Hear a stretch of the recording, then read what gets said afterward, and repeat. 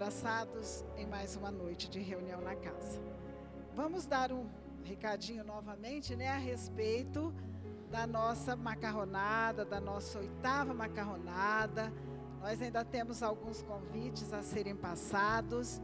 Então, se alguém quiser nos ajudar a vender, comprar, para que assim a gente possa continuar tocando aí a obra da casa e das casas, aqui a Casa da Criança, enfim, todo o trabalho que todos vocês já conhecem. E é R$25, é 1 quilo de macarrão, aquela macarronada maravilhosa, tanto que já estamos na 8ª, como eu costumo dizer, dia 9 de março. Então, se alguém quiser adquirir, nos ajudar a vender, ajudar no trabalho do dia 9, nós vamos falando todas as segundas-feiras e nós precisamos realmente da ajuda de todos os corações bondosos que nos auxiliam nas tarefas de todo o âmbito que precisa e que é necessário na Casa Espírita. Então, nós vamos convidar a nossa companheira Lúcia, que irá proferir a prece de abertura desta noite. Vamos acompanhar a prece, buscando elevar assim os nossos pensamentos ao alto.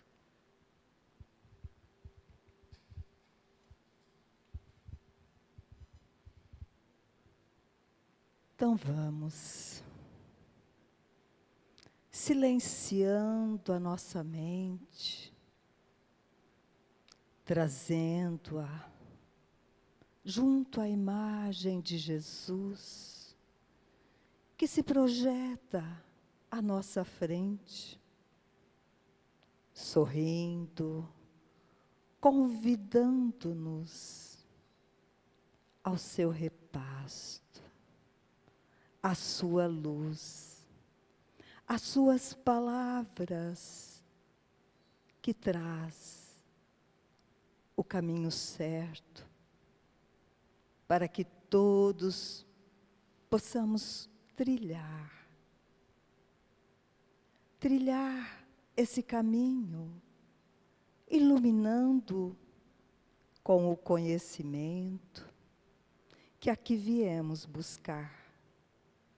Conhecimento tão necessário, não só perante os ensinamentos de Jesus, mas o conhecimento de nós mesmos, buscando viver o Evangelho de Jesus no dia a dia da nossa existência, no convívio com todos que Deus amoroso nos coloca para que todos nós possamos realmente exercitar o amor que traz a paciência, o amor que traz a tolerância, o amor que perdoa, o amor que se doa, o amor que convive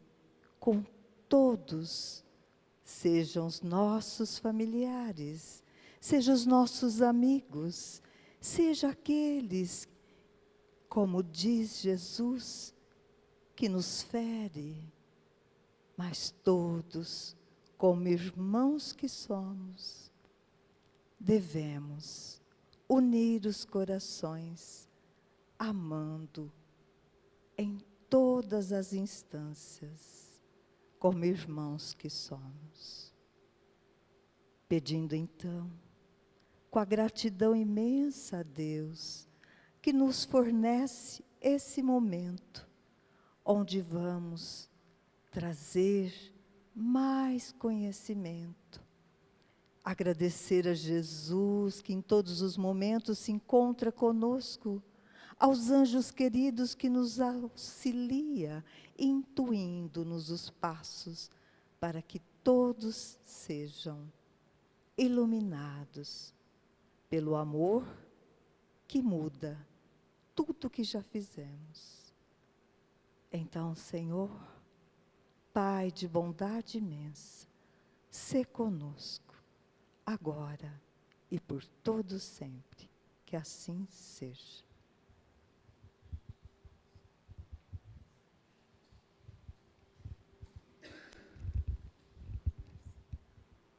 Hoje nós temos a imensa alegria de receber aqui em nossa casa essa companheirinha tão querida, a Márcia, né? Ela transpira bondade, a Márcia, eu falo, sabe? A gente é calma, vou precisar de umas 10 encarnações para ficar assim, mas um dia eu chego lá. E hoje ela veio, né, deixou lá as suas tarefas, lá no Allan Kardec, no Jardim Ipanema, a Caravana Benedita Fernandes, onde eles desempenham um trabalho maravilhoso naquele bairro também tão necessitado, né?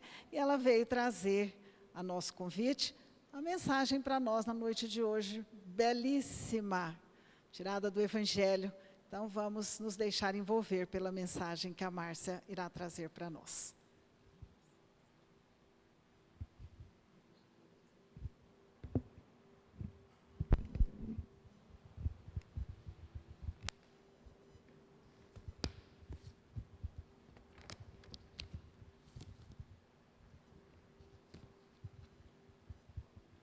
Boa noite a todos. Agradeço o convite da casa, essa casa tão bela e tão acolhedora. Como é bom sempre que venho aqui, revejo os amigos queridos. É realmente uma satisfação. Acabei de ver aqui, né? O pessoal do fórum, que a gente não vê. Que alegria, viu? Que alegria. Conta-se que Jesus permaneceu por um período na Judéia, semanas, talvez, não se estabelece o prazo, e retornaria então para a Galiléia. Poderia ele escolher um caminho mais agradável, à beira do Rio Jordão, mas era de sua vontade passar pela Samaria. Então escolheu o caminho mais difícil, através das montanhas. Seguiu então com os apóstolos para a Samaria. Chegou à beira de um poço. Era hora sexta, sol do meio-dia, sol abrasador. Os samaritanos e os judeus não se entendiam muito bem. Havia ali uma animosidade entre eles, embora fossem da mesma família. Eram todos hebreus. Havia a separação das tribos, na ocasião, naquele tempo, era assim denominado, as 12 tribos. Seria como que se pensássemos no Brasil, dividido entre os estados. Senta-se à beira do poço, enquanto os discípulos vão à busca de alimento. Quando chega para tirar água a uma mulher, e ele então lhe pede água. A mulher lhe observa e diz: como, sendo tu galileu, pedes de beber a mim, que sou mulher samaritana? Ela deve ter identificado Jesus pelo sotaque, pelas vestes. Então já se demonstrava aí a animosidade que existia. Jesus então lhe fala: se soubesses sobre o dom de Deus, e quem lhe pede água, você me pediria, e eu lhe daria da água viva. Ou seja, Jesus estava ali para dar água.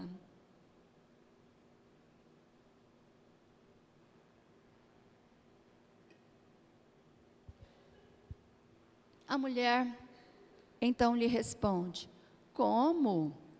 Se não tem nem como tirar água do poço que é fundo? Por acaso sois mais poderoso do que pai Jacó, que nos forneceu esse poço, que alimentou aos animais e nos propicia a água até hoje? Jesus então continua o diálogo. Quem beber dessa água, quem beber dessa água continuará tendo sede, mas quem beber da água viva que eu ofereço, não mais sentirá sede. Qual a mais abrasadora sede? A sede de paz. A paz não pode ser vista, talvez não possa ser relatada. A paz de espírito, ela há de ser sentida. Muitos anseiam beber dessa água viva para ter paz. Demonstrações inúmeras da ausência de paz, que se manifesta através das angústias, dos medos, das ansiedades. E assim, na ânsia de obter a paz, vamos peregrinando de poço em poço, encontrando-nos com algumas ilusões, na ânsia de alcançar a paz. Conforto. Se um dia eu trocar de carro, eu vou ter paz. Se eu reformar a minha casa, eu vou ter paz. Se eu fizer a viagem dos meus sonhos, eu vou ter paz. Poder. Se eu alcançar um cargo no meu trabalho, eu vou ter paz. Se eu conseguir impor a minha autoridade aos meus filhos, eu vou ter paz. Segurança. Segurança nacional. Será que o meu país vai entrar em guerra? Será que vão confiscar o meu dinheiro? Se eu morar num condomínio, eu vou ter paz? Se eu adquirir utensílios para a minha autodefesa, eu vou ter paz? E assim vamos peregrinando, de poço em poço, em busca da paz. Talvez um conceito imediatista, por falta de nos espiritualizarmos, porque a paz não está fora, ela está dentro. Tem um trecho, um poema, ele é bem extenso, então eu vou ter que ler, mas condiz muito com o tema. O poema diz assim: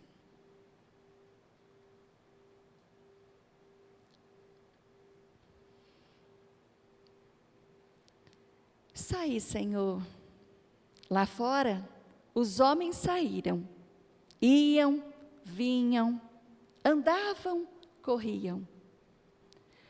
As bicicletas corriam, os automóveis corriam, os caminhões corriam, a rua corria, a cidade corria, todo o mundo corria.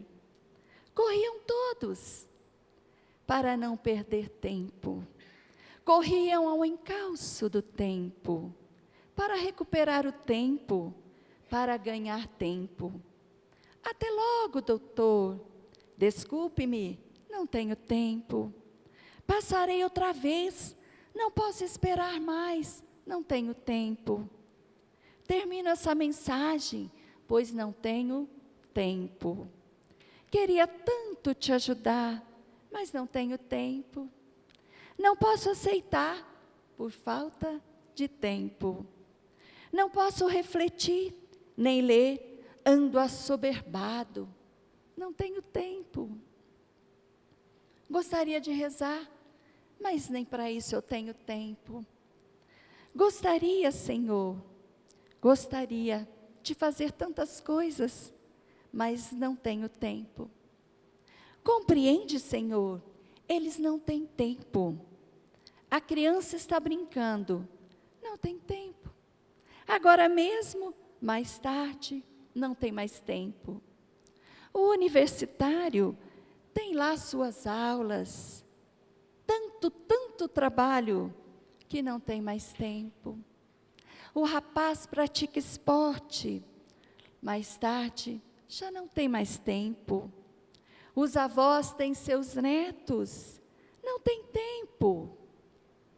Muitos afazeres, logo mais, estão doentes, precisam tratar-se. Tarde demais, não tem mais tempo. Assim correm todos, Senhor, atrás do tempo. Passam correndo pela terra, atropelados, sobrecarregados, enlouquecidos, assoberbados. Nunca chegam, falta-lhes tempo. Apesar de todos os esforços, falta-lhes tempo. Falta-lhes mesmo muito tempo. Com certeza, Senhor, erraste os cálculos. Há um engano geral. Horas curtas demais, dias curtos demais, vidas curtas demais. Tu, que estás fora do tempo, Senhor, sorri ao ver-nos assim, brigar com Ele. E sabe o que fazes? Não te engana. Quando distribui o tempo aos homens, a cada um dá o tempo de fazer o que queres que faça. Mas é preciso não perder tempo, não matar o tempo, pois o tempo é um presente que nos dá, presente perecível, um presente que não se conserva. Tenho tempo, Senhor, tenho todo o tempo que me dás, os anos da minha vida, os dias de meus anos, os minutos de meus dias, são todos meus. Cabe-me preenchê-los tranquilamente, calmamente, mas preenchê-lo inteirinho, até a borda, para dá-los a Ti. E que da água sem sabor, faça um vinho generoso, como outrora em Caná, fizestes para as bodas humanas. Nesta noite, eu não te peço, Senhor, o tempo de fazer isso e depois aquilo. Peço-te a graça de fazer conscienciosamente, no tempo que me destes, o que queres que eu faça. Então, na ausência da espiritualidade, de poço em poço, de experiência em experiência, na corrida contra o tempo, que essas águas não saciam a sede permanece, não raro mais abrasadora, mais inquieto o coração, muito ansiosos e desatinados, buscam águas enganosas, até mesmo a dos vícios, que às vezes parecem saciar a sede.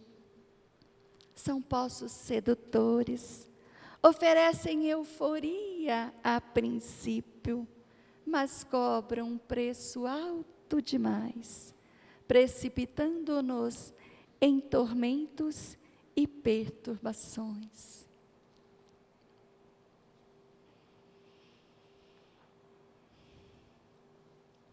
Somente uma sede, somente uma fonte é capaz de saciar a nossa sede. A sede da água viva fornecida por Jesus. Brota límpida e cristalina, através dos seus exemplos, dos seus ensinamentos. Mas muitos crentes, muitos religiosos, apresentam-se inquietos, mesmo diante das mensagens recebidas. Será que Jesus está enganado? Não. É apenas um manancial negligenciado. Pois o alimento na despensa trancada é o mesmo que uma despensa vazia. A água na cisterna não sacia a sede. Temos que ter o impulso de beber, de nos espiritualizar, para talvez um dia pararmos a peregrinação.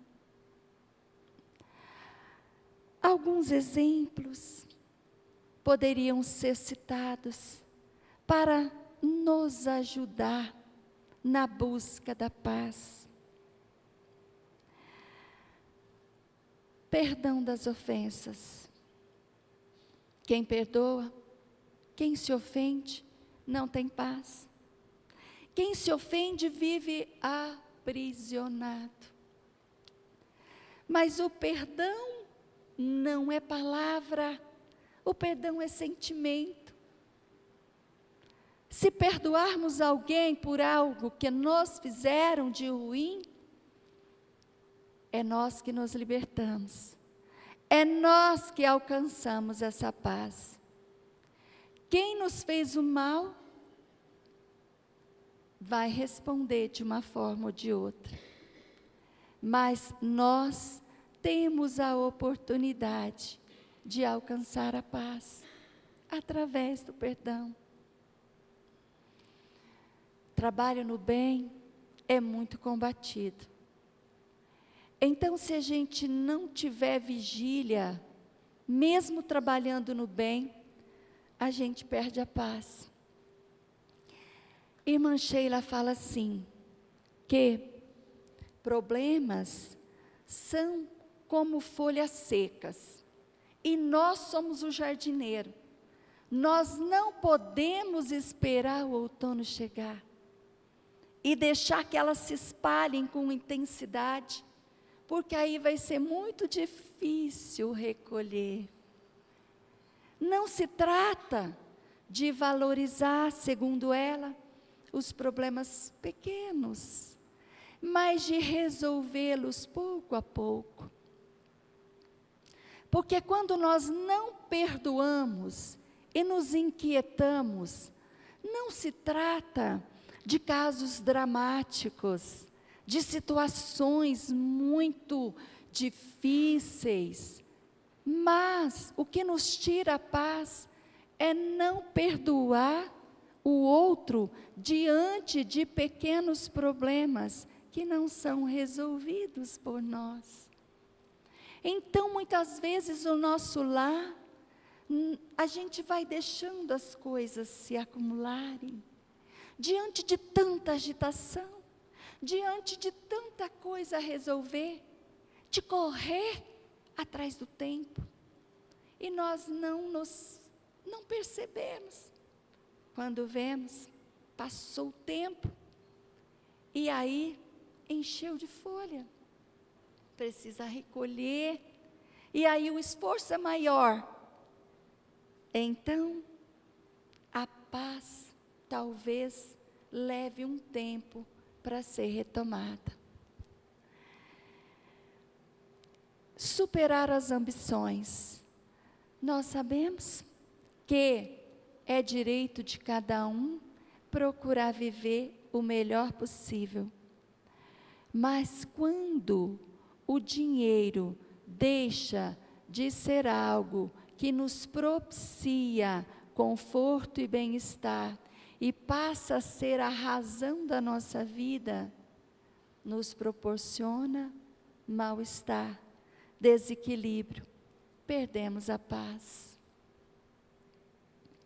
Eliminar o vício. Às vezes, na ausência de paz, nós vamos buscando nas ilusões que o mundo oferece.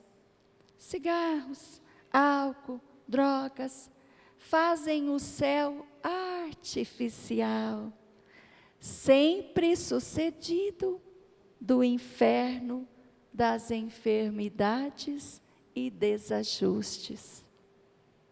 É uma muleta. Dize-me com quem andas, que eu te direi quem tu és. Tudo questão de equilíbrio. Às vezes, nós estamos tão inquietos, às vezes a pessoa está tão ansiosa, e aí ela vai à procura de algo, de uma muleta, para tirar. Olha aqui o companheiro fazendo a palestra. E o que acontece? Acaba comprometendo ainda mais a tranquilidade tão almejada.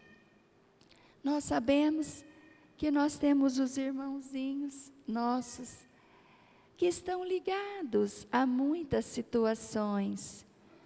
E sem nos darmos conta, nós atraímos pelo nosso comportamento, pelos nossos pensamentos negativos, pelas muletas que nós agimos. E às vezes nós nos deparamos com um cansaço que a gente não sabe de onde vem.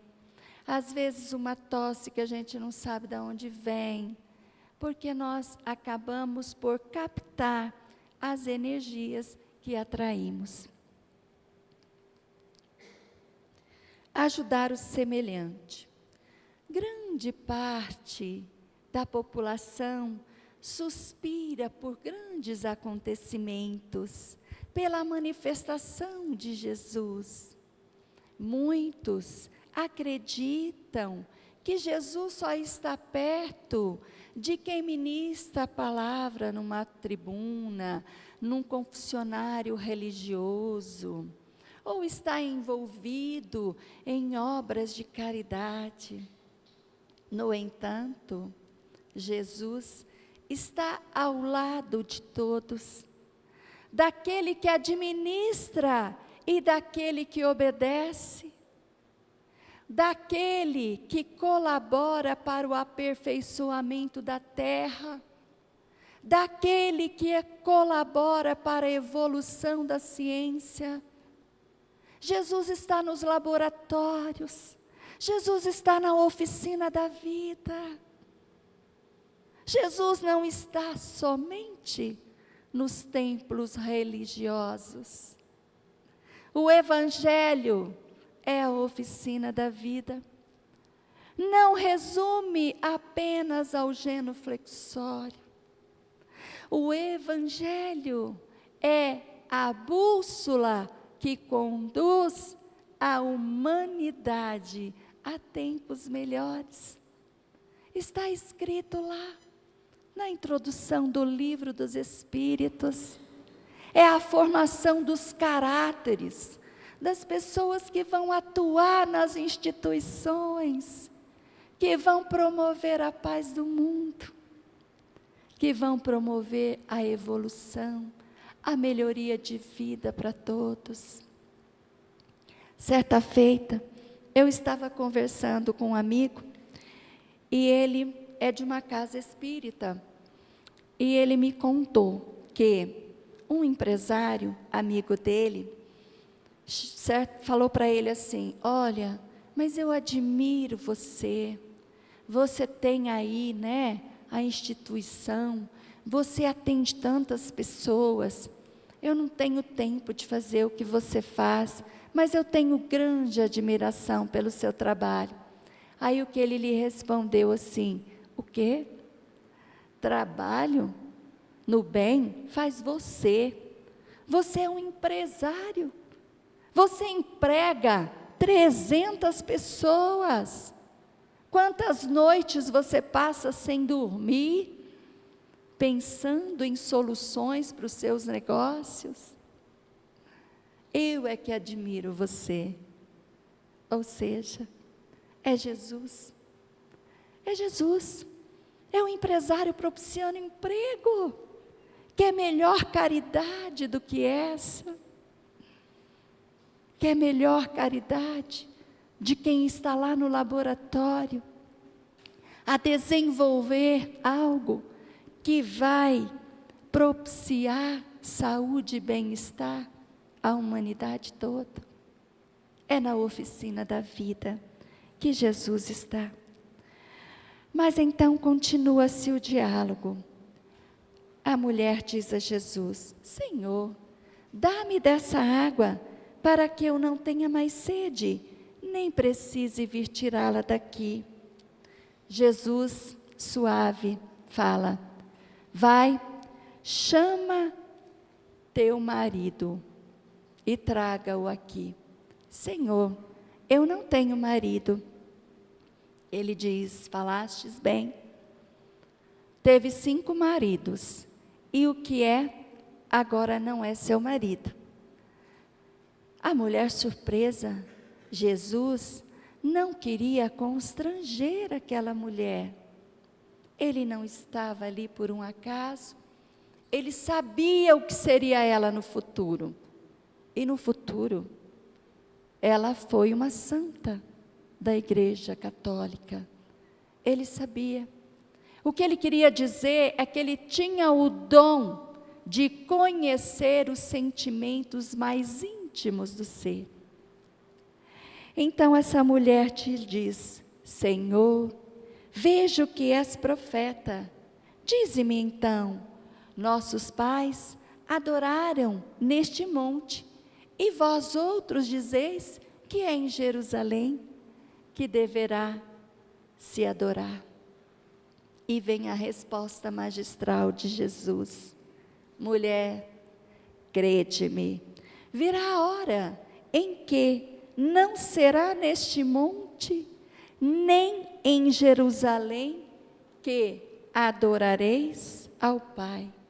Deus é Espírito, e em Espírito e verdade é que devem adorar os que o adoram. Problema fundamental, talvez, do nosso relacionamento com Deus. Julgamos que haveremos de encontrá-lo nos templos religiosos. Os judeus procuravam Deus nos sacrifícios do templo. O católico procura Deus na missa. O protestante procura Deus no culto. O hinduísta procura Deus entoando mantras. O muçulmano procura Deus repetindo rezas. O espírita procura Deus na reunião mediúnica. Tudo isso é bom e edificante, mas deve ser apenas parte de nosso empenho de comunhão com a divindade. O combate às nossas imperfeições é que deverá ser o empenho maior para termos comunhão com Deus. Adorar Deus em espírito. Tem uma música que fala assim: se eu quiser falar com Deus, tenho que ficar a sós.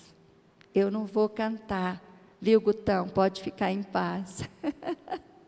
Música é o meu marido, eu não tenho esse dom, gente, queria ter. Mas o que a música quer dizer?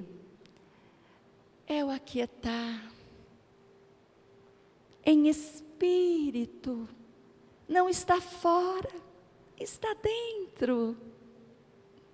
Emmanuel nos diz: quem fita o céu de relance, não observa as estrelas que brilham no firmamento.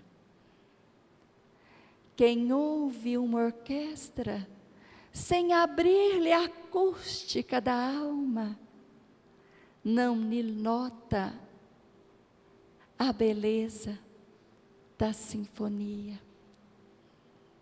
Em espírito, é o aquietar-se, é buscar, compreender Deus dentro de nós, é buscar da água viva oferecida por Jesus e nos deslumbrarmos com a possibilidade de alcançar a paz. Esses tempos eu estava muito preocupada com situações ali do cotidiano, do nosso trabalho assistencial. E um dia em prece, eu chorei muito e pedi conselho à Dona Benedita Fernandes, que é a mentora do trabalho assistencial que nós desenvolvemos. E ela veio e me abraçou. E o colo dela é um colo que abraça, é de colo de matrona, é aquele colo que envolve e que você não quer sair nunca mais daquele colo. Mas um pensamento vem e outro vai, e ela se foi. Então eu percebi que os nossos mentores espirituais, que os nossos amigos familiares desencarnados, eles estão sempre por perto. Nós é que não conseguimos abrir a acústica da alma para perceber a presença que tanto nos trará paz. Quando estivermos num mundo mais evoluído, a telepatia vai estar de uma tal forma que nós saberemos diagnosticar os problemas, os sentimentos de cada um com muita facilidade. É a era da espiritualidade. Estamos caminhando para ela. Não tem como voltar. É dar sequência. Em verdade, não adianta ir na igreja rezar e fazer tudo errado. É o trabalho. Recebemos as dádivas que caem do céu. Recebemos a mensagem confortadora. Nunca foi tão fácil estudar. Nunca foi tão fácil o acesso. Hoje, se está chovendo, tudo bem. Eu ouço a palestra daqui, da minha casa. Se eu estou impossibilitado, eu ouço daqui. Se eu estou caminhando, se eu estou pedalando, se eu estou na academia, eu aproveito o meu tempo e eu ouço a mensagem. Mas por que está tão fácil? Porque Deus nos propiciou. Porque é o tempo de espiritualização. Mas em verdade temos que praticar. Há quem fale que o mal sobrepõe o bem. O mal não sobrepõe o bem. Sabe o que sobrepõe? É os que não fazem nem o bem nem o mal. Então, quem faz o mal é persistente, dando a impressão que sobrepõe os que fazem o bem. Quando 10% dos que não fazem o mal e nem o bem começarem a fazer o bem, estaremos vivendo em outra dimensão. É a oficina da vida.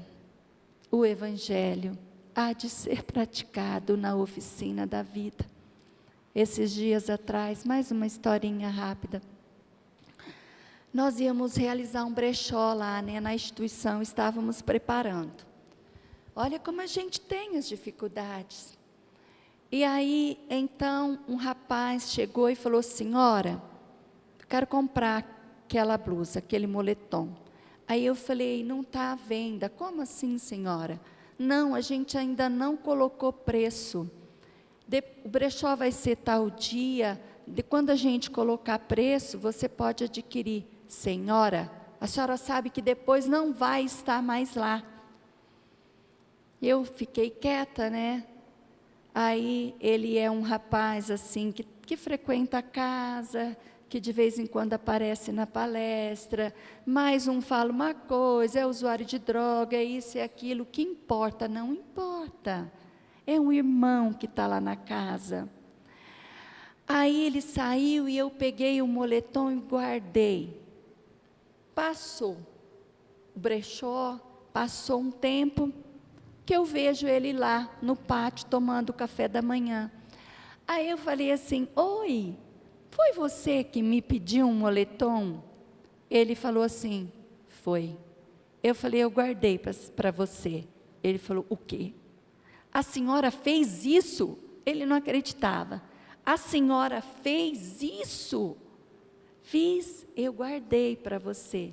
Fui lá, peguei o moletom e ele vestiu. Ele não se cabia de alegria dentro daquele moletom e ele fazia assim para mim, a toda hora. Olha, ele vive lá na casa espírita, assistindo as palestras. Se ele vai deixar as drogas nessa encarnação ou não, isso não nos compete. Mas Jesus nos pede para não julgar. Jesus pede para quê? Que nós acolhemos. É a nossa função, é acolher. Quem estiver sem pecado, que atire a primeira pedra. Encerremos então, lembrando que todos nós vamos nos encontrar com Jesus. Isso é fato. Há histórias de pessoas formidáveis que se encontraram com Jesus. Nós podemos lembrar Paulo de Tarso,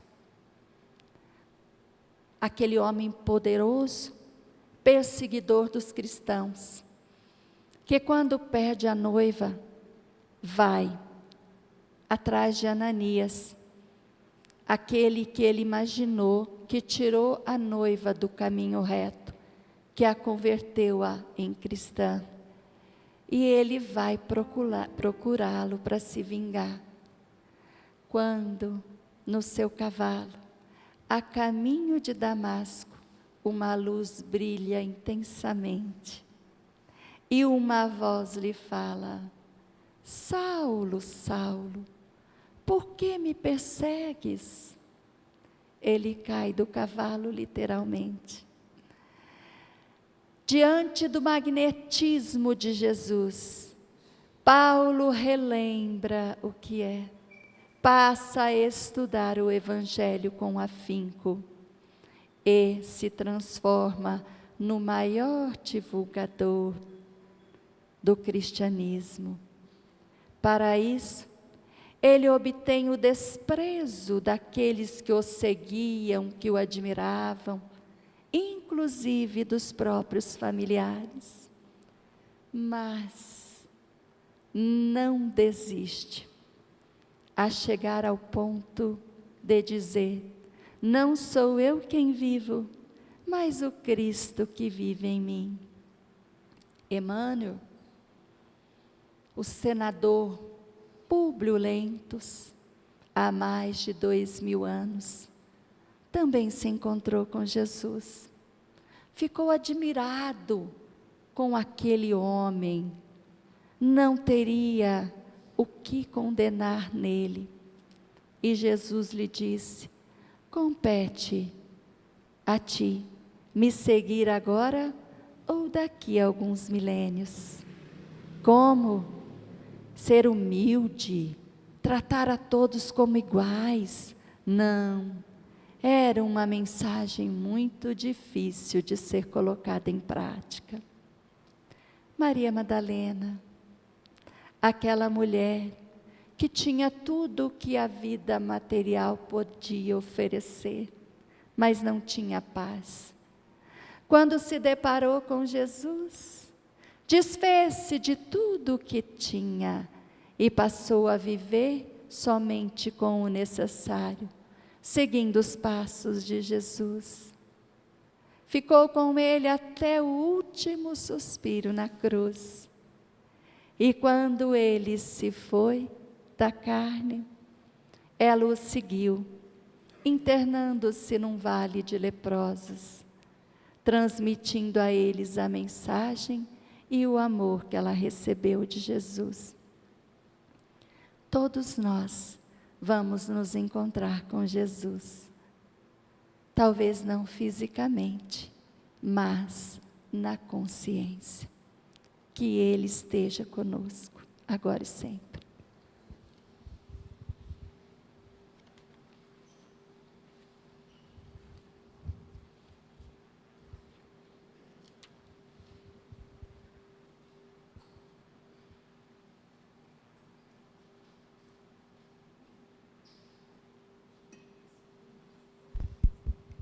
Então vamos convidar os nossos companheiros, os passistas, para que se posicionem, para nós darmos início ao passe, enquanto a Marcinha vai fazer a prece durante o momento do passe.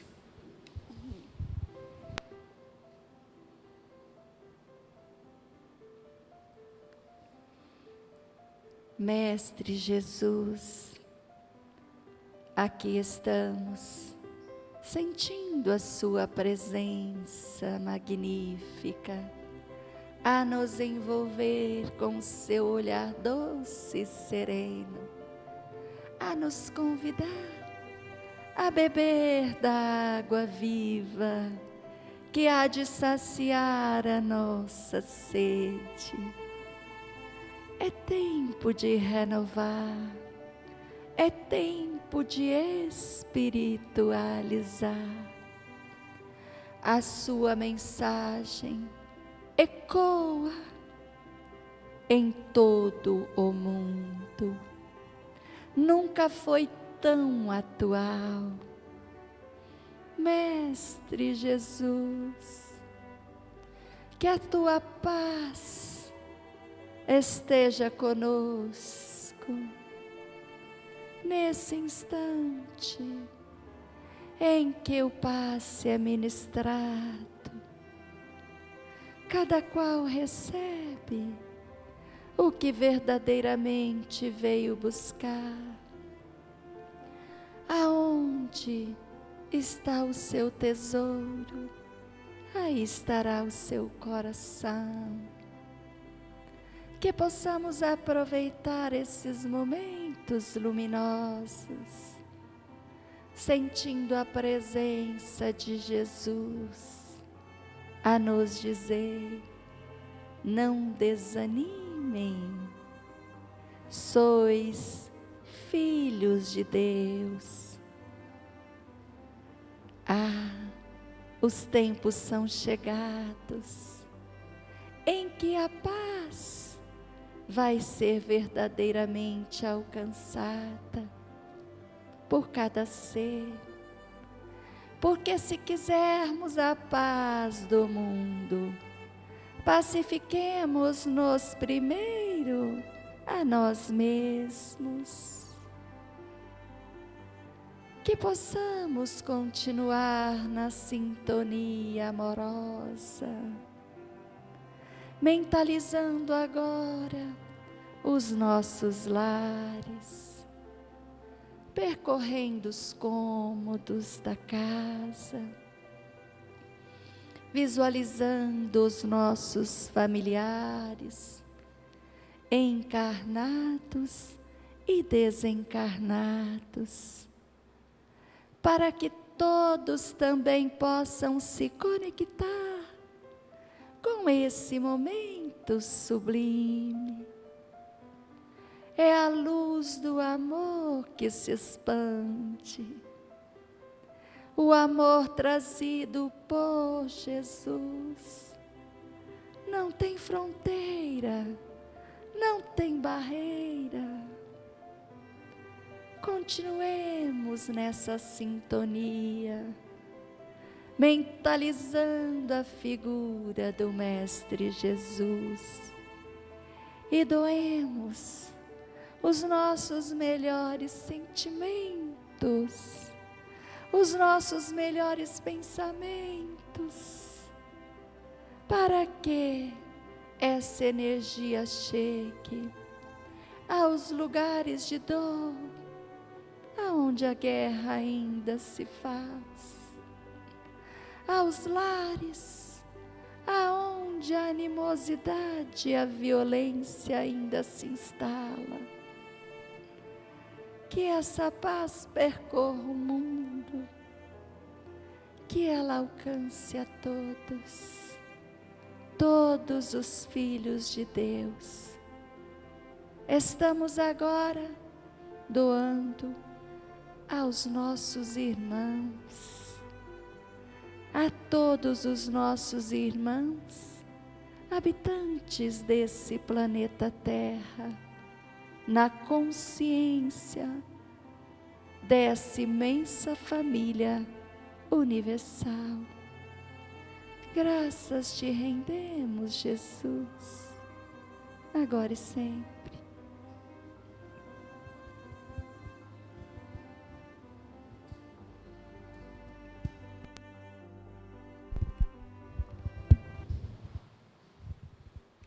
Então, nós agradecemos muito a Márcia pela mensagem tão consoladora que trouxe até nós a imagem da mulher samaritana, não é? Uma passagem tão belíssima de Jesus. Todos nós possamos retornar aos nossos lares levando essa mensagem tão consoladora, exatamente como ela falou na prece, para dentro do nosso lar. Que todos tenham uma semana de muita paz, de muita luz.